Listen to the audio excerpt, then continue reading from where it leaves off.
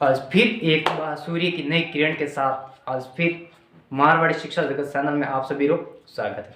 तो अपन पढ़ने जा रहे पंचमी राजस्थान में एकमात्र के असम दुर्ग, जिसे हम मारवाड़ की शरण स्थल भी कहते हैं और जालोर किले की कुंजी भी कहते हैं। ठीक है, तो वो दुर्ग है शिवाना दुर्ग। तो उस दुर्ग के बारे में, उसके इतिहास को जानने की आज इस वीडियो में कोशिश करते हैं। चलते हैं, शुरू करते हैं।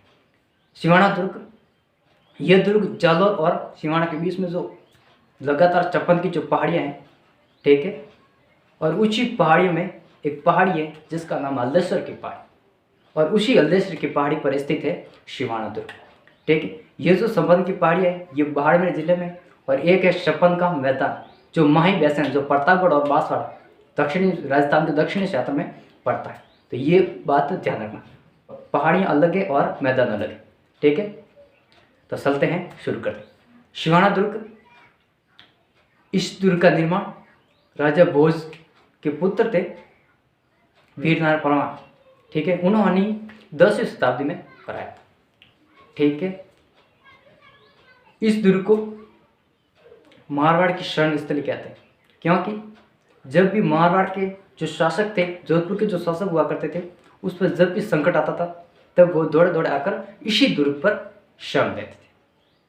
ठीक है, और इसे जालोर किले की कुंजी भी कहते हैं, क्योंकि जब भी जालोर दुर्ग को जीतना था तो पहले किसको जीतना था? शिवाना दुर्ग को जीतना अनिवार्य था। ठीक है, और इस दुर्ग को गिरी दुर्ग भी कहते हैं और वन दुर्ग भी कहते हैं। गिरी दुर्ग कैसे? ये पहाड़ी पर बना हुआ है इसलिए इसको गिरी दुर्ग भी कहते हैं। वन दुर्ग क्योंकि इसके चारों ओर क्या है? वन ही वन है, जंगल ही जंगल है, और नेतर जहाँ पर कंटीले वन बहुत तरह से पाए जाते हैं, इसलिए इसको वन दुर्ग भी कहते हैं। ठीक है, इस दुर्ग में दो प्रमुख महाराणाओं ने शरण ली। ठीक है, एक तो थे राव चंद्रसेन और दूसरा नाम था राव मालती। राव चंद्रसेन को भूला बिसरा नायक भी कहते हैं। क्या बोलते हैं? भूला बिसरा नायक भी कहते हैं, और महाराणा प्रताप का पूर्वगामी भी बोला जाता है, क्योंकि जिस तरह मेवाड़ में महाराणा प्रताप ने निरंतर मुगलों से संघर्ष करते हुए अपनी मातृभूमि के लिए, उसी तरह राव चंद्रसेन ने भी मुगलों से निरंतर अपनी मातृभूमि के लिए संघर्ष करते। ठीक है, इसी दुर्ग पर दो प्रमुख शाके हुए हैं। पहला शाका राव शातलदेव के समय हुआ। ठीक है, और उस टाइम थे दिल्ली के सुल्तान अलाउद्दीन खिलजी। ठीक है, तो जब अलाउद्दीन खिलजी सेना लेकर इसी दुर्ग पर अपना आधिपत्य स्थापित करने के लिए, इस दुर्ग को जीतने के लिए प्रथम बार प्रयास करते हैं, तो ऐसा माना जाता है कि जो प्रथम बार प्रयास है वो निष्फल रहता है और सफल हो जाता है, और उसी युद्ध में उसका एक प्रमुख सेनापति जिसका नाम था नाहिर खान, वो मारा जाता है। क्योंकि जो शातलदेव हुआ करते थे महाराणा, ठीक है, और वो जो दुर्ग है वो पहाड़ी पर बना हुआ है, वन दुर्ग भी है और गिरी दुर्ग भी है, इसलिए जब भी युद्ध होता था, प्रथम बार युद्ध हुआ तो उन्होंने एक योजनाबद्ध युद्ध किया, एक अलग पत्ती से युद्ध किया, जिसे हम बोलते हैं छापामार पत्ती, यानी सुबके से वार करना, ऊपर से पत्थर लुढ़काना, फालतू है तेल को डालना, इस तरह से उसको भ्रमित करके ना हुआ करते थे, उसको एक एक करके मार खत्म करना। तो जो अलाउद्दीन खिलजी का जो प्रथम प्रयास था, प्रथम बार जो युद्ध हुआ था वो असफल। फिर बाद में इसका एक प्रमुख शासक जिसका नाम है कमालुद्दीन कर्क, ठीक है, उसको भेजा दूसरी बार प्रयास। ठीक है, तब उस जो शातलदेव थे, ठीक है, जिसे इतिहास में शातल देवी बोलते हैं और शीतल देवी, ठीक है, ये दोनों नाम ध्यान रखना। ठीक है, कई स्रोत हैं ऐसे ऐतिहासिक स्रोत जिसमें शातल देव दिया हुआ है, किसी में चित्तल देव। ठीक है, तो भ्रमित नहीं होना। फिर आगे चलते हैं। तो जब दूसरी बार युद्ध होता है, दूसरी बार प्रयास करते हैं अलाउद्दीन खिलजी, ठीक है, तब उस दोनों सेनाओं में आपस में भयंकर पीड़ित होती। ठीक है, तब जो शातल देव थे, ठीक है, उसके तो द्वारा होता है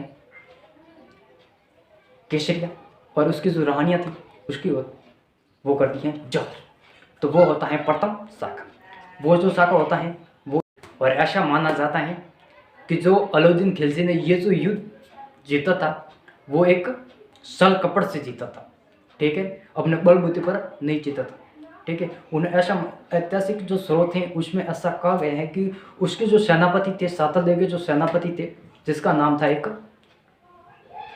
बावला परमार, ठीक है, उसको दुर्ग का लालच देकर या किसी पैसों या मोहरों का लालच देकर उसको अलाउद्दीन खिलजी ने अपने अधीन कर दिया था, ठीक है। और उसको ऐसे बोला था कि उसमें जो पेयजल जो स्रोत हैं, ठीक है, उसमें एक ऐसी अशुद्धि मिला दो, ठीक है, जिसके कारण उसका जो धर्म है वो भ्रष्ट हो जाए और उसके कारण वो वहाँ से पानी न पिए, ठीक है।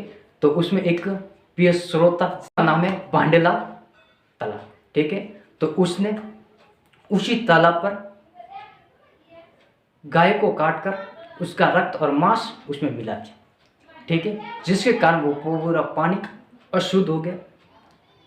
और अशुद्ध होने के कारण यह जो हिंदुओं में एक धर्म विरुद्ध कार्य था बना दिया, और अशुद्ध बनाने के कारण यह एक पानी अशुद्ध हो गया और पीने लायक नहीं था। और उसी के कारण अब उसके महल में रहने वाले जो पूरी प्रजा थी, पूरी सेना थी, ठीक है, तो उसमें एक आक्रोश फैल गया कि अब हम क्या पिएंगे, अब तो हम मर जाएंगे।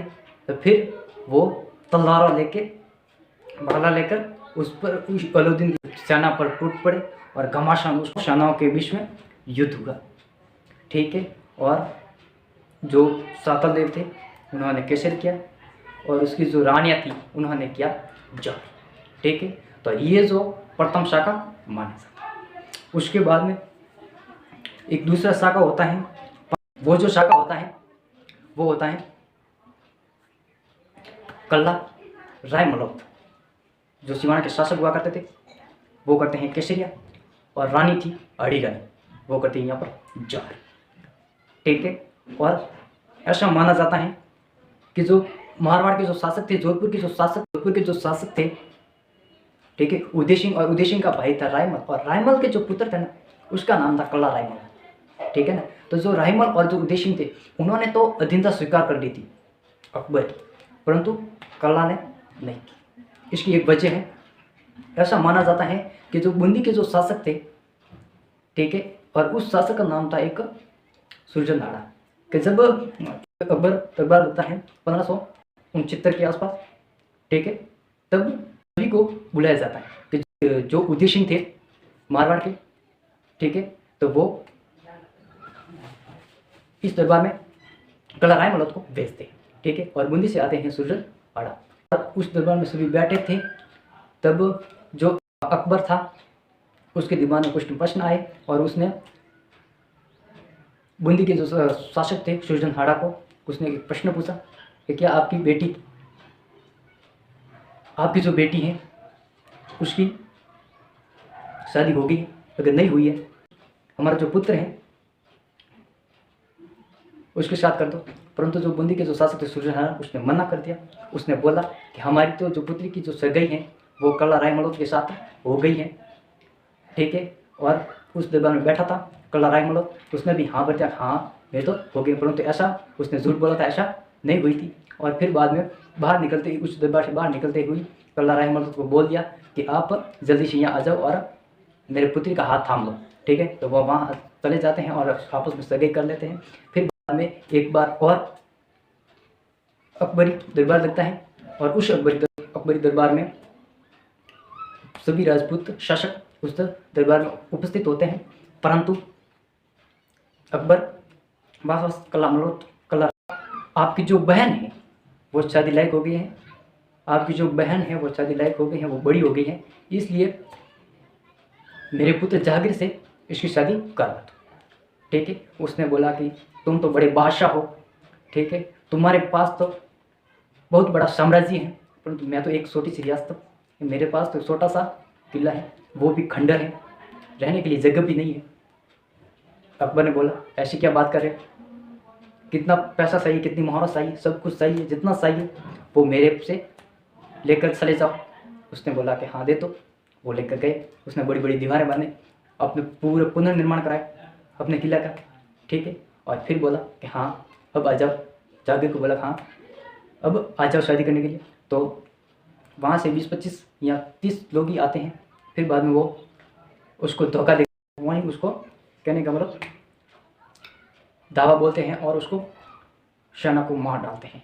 फिर बाद में जो अकबर था वो आक्रोश में आ जाता है, ठीक है, अब बुलबुला हो जाता है, क्रोधित हो जाता है, ठीक है।